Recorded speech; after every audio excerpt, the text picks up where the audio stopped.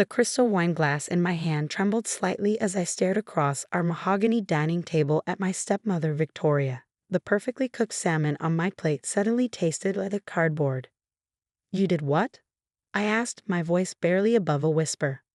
Victoria dabbed at her lips with a linen napkin, her red lipstick leaving a perfect mark. "Really, Charlotte, don't be dramatic. La Maison was dragging down the family's portfolio. I found buyers who'll probably turn it into one of those trendy fusion places." She waved her hand dismissively. "They're paying well above market value." My name is Charlotte Durant, and at 28, I was watching my stepmother of 3 years casually destroy my mother's legacy. La Maison wasn't just a restaurant, it was my childhood, my heritage, and the last real connection I had to my mother who had passed away 5 years ago. "Dad," I turned to my father, who was suddenly very interested in cutting his salmon into increasingly smaller pieces. "You can't let her do this. Mom built that restaurant from nothing.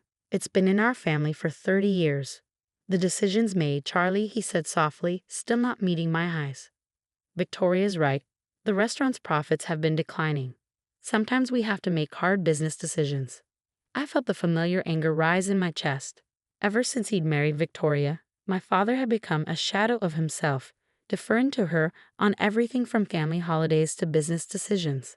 The successful restaurateur who had supported my mother's dreams was gone, replaced by a man who seemed afraid of his own wife. "Hard business decisions," I repeated, "like selling a property you don't even own." La Maison was left to me in Mom's will. Victoria's perfectly sculpted eyebrows rose slightly.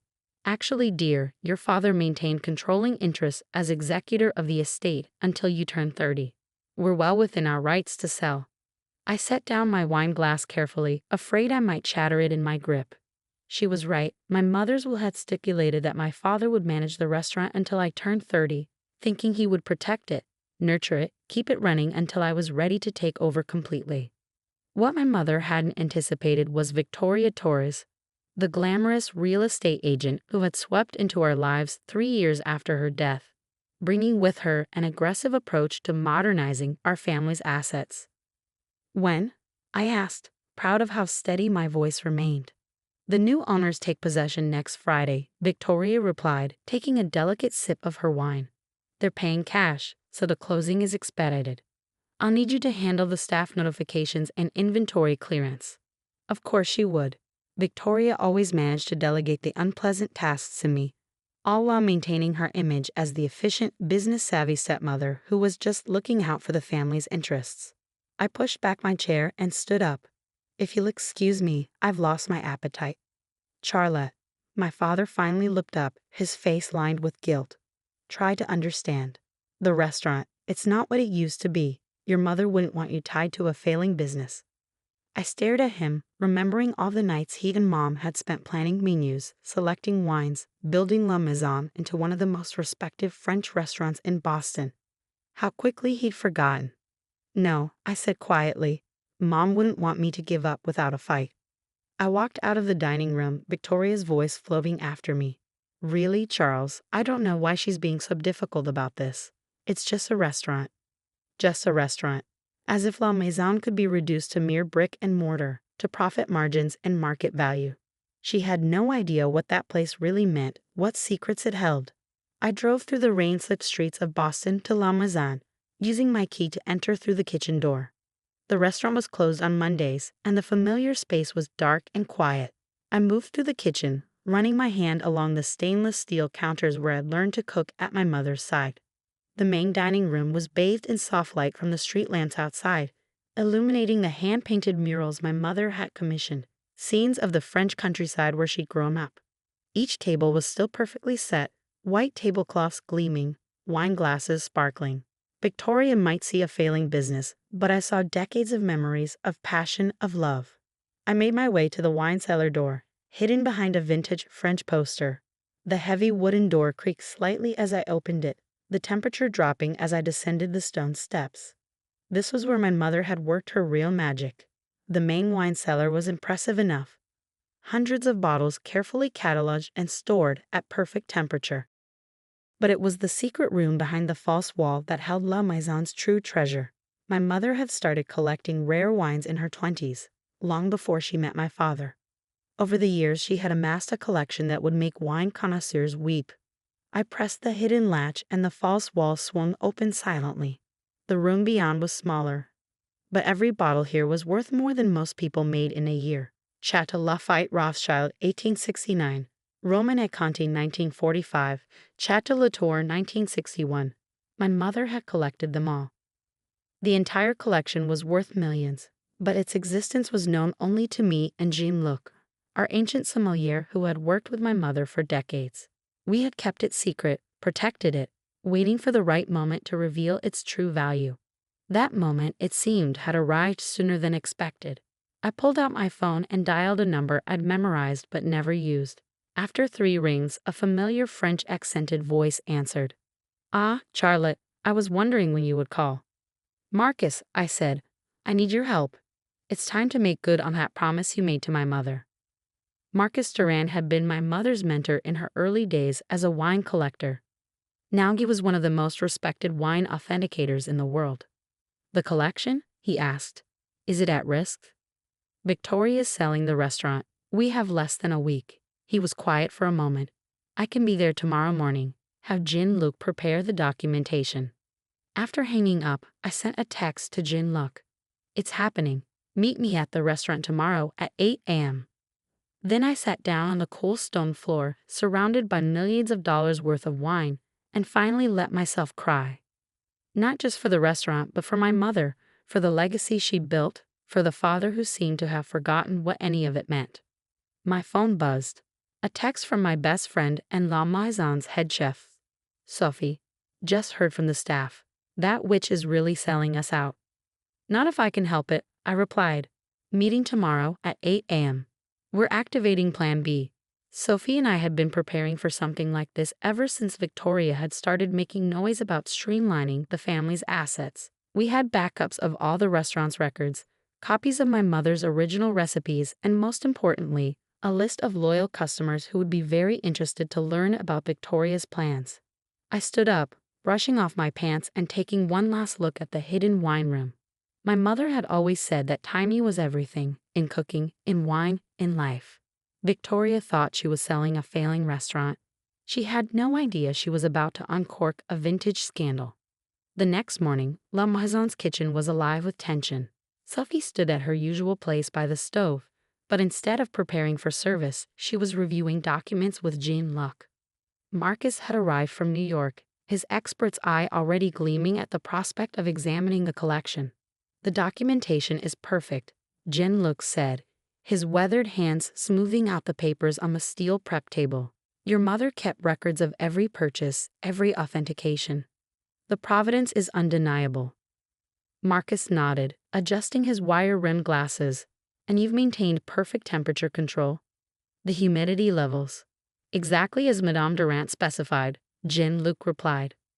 "For 25 years, I have not deviated from her instructions by even 1 degree." "Then let's see them," Marcus said. I led the small group down to the cellar, watching their faces as I revealed the hidden room. Even Sophie, who had known about its existence, gasped at the sight of so many legendary wines in one place. Marcus moved through the collection with reverence, examining bottles, checking labels, making notes. After an hour, he turned to me with an expression of barely contained excitement. "Charlotte, this is extraordinary. The 1869 Lafayette alone would fetch over $230,000 at auction. The entire collection." He paused, making some quick calculations. "Conservatively, we're looking at $8 to $10 million. Sophie whistled softly. "No wonder your mother kept this secret." "And the buyers Victoria found," I said. "They have no idea this exists."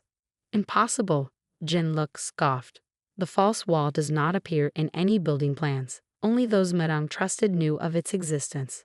I smiled grimly. "Perfect. Sophie, is everyone here?" She nodded. "The whole staff is waiting upstairs. They're scared, Charlotte. This place is their home too." We gathered in the main dining room. The servers, line cooks, dishwashers, everyone who had helped make La Maison special. Many had worked here for decades, hired by my mother when the restaurant was just starting out. "I know you're worried," I began, looking at their familiar faces. "But I promise you, La Maison isn't going anywhere. Victoria thinks she's selling a struggling restaurant. What she doesn't know is that we're about to make her an offer she can't legally refuse. I explained the plan, watching hope replace fear in their eyes. By the time I finished, there was a new energy in the room, a sense of purpose. "What do you need us to do?" Maria, our longest-serving server, asked. "For now, business as usual, but be ready. When this breaks, it's going to get complicated." The next few days were a blur of preparation. Marcus worked with an art security firm to document and value every bottle. Jean-Luc compiled years of temperature and humidity logs. Sophie coordinated with our suppliers and regular customers, ensuring everyone was prepared for what was coming. The night before the sale was set to close, I sat in my mother's old office, looking at her photograph on the wall. She was standing in front of La Maison on opening night, young and beautiful and full of dreams. My phone buzzed. Victoria calling for the third time that day. I let it go to voicemail, already knowing what she wanted. She'd been trying to get me to sign some last-minute paperwork, probably trying to legally protect herself. The next morning, I arrived at the restaurant early. Victoria was already there with the buyers, a pair of sleek entrepreneurs in expensive suits who looked like they'd never worked in a kitchen in their lives. "Charlotte," Victoria said with fake warmth. "Good you're here. We just need your signature on a few things before we finish up." I smiled, setting my briefcase on one of the dining tables. "Actually, I have something you all need to see first." The buyers looked confused as Marcus and Jean-Luc entered, carrying stacks of documentation. Victoria's smile faltered slightly. "What's this about?" "We have a closing scheduled." "Yes," I cut her off. "About that. Did you disclose the wine cellar in the sale documents?" She waved dismissively. "Of course. The wine inventory is included." "Not that wine cellar," I said quietly. "The other one." The color drained from her face as I led everyone downstairs. The buyers' expressions changed from annoyance to amazement as the hidden room was revealed. Marcus began his presentation, discussing the value and rarity of each bottle. "This collection," he concluded, "represents one of the finest private wine collections in the world. Its total value exceeds $9 million. Victoria's perfectly manicured hands were shaking. "This is ridiculous," Charles never mentioned. "Because he didn't know," I said. "Mom kept this separate from the family assets. It belongs solely to me, as specified in a separate trust document." I pulled out the paperwork my mother's lawyer had helped me locate. "If you sell La Maison, you're also liable for the value of this collection, which was never included in the sale price." The buyers were already backing away, realizing the deal was about to get much more complicated. Victoria's face had turned an interesting shade of red. "You planned this," she hissed. "You let me arrange this sale knowing you had no right to sell my mother's restaurant in the first place?" I finished. "Yes, I did. Just like you planned to sell this place out from under me before I turned 30. My father chose that moment to appear at the cellar entrance, his face a mix of shock and something else. Was it pride? "Charlie," he said softly, "the collection, your mother never told me." "She wanted to protect it," I replied.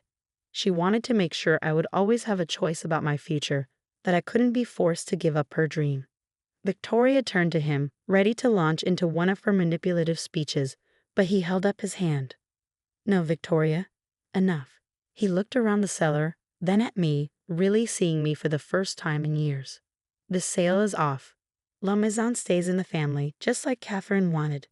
The next few weeks were a whirlwind of change. Victoria moved out, unable to face the embarrassment of her failed scheme. My father, as if waking from a long sleep, began spending time at the restaurant again, rekindling his love for the business he and my mother had built together. La Maison's wine collection, now properly valued and insured, became the talk of the culinary world. Wine enthusiasts and collectors began making reservations months in advance, hoping to sample rare vintages that we carefully released from the collection.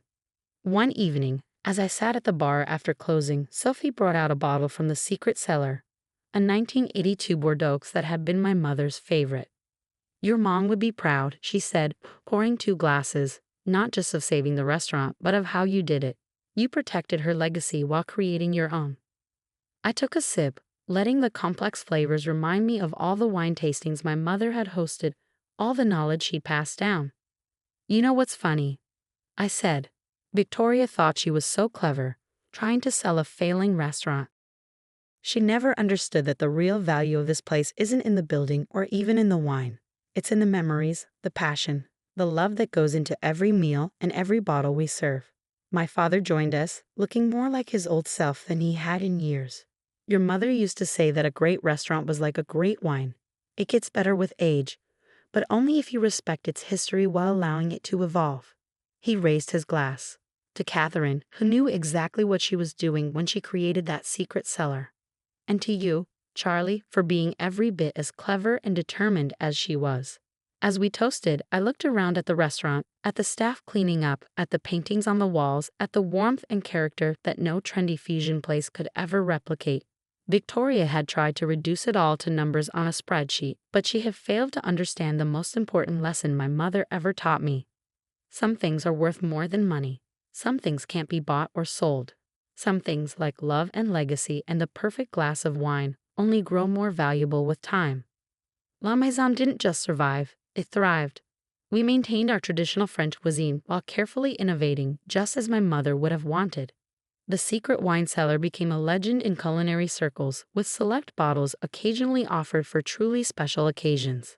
Victoria, I heard, had moved to Miami and was trying to rebuild her real estate career. My father found his passion for the restaurant business again, mentoring young chefs and sharing stories about the early days with Mom. And me, I stood at the helm of La Maison, honoring my mother's legacy while creating my own. Every night, as I walked through the dining room, greeting guests and suggesting wine pairings, I felt her presence, not as a ghost, but as an inspiration. Because in the end, she had given me more than a restaurant or a priceless wine collection. She had given me the tools to fight for what mattered, the wisdom to wait for the right moment, and the confidence to know that sometimes the best revenge is simply proving them wrong.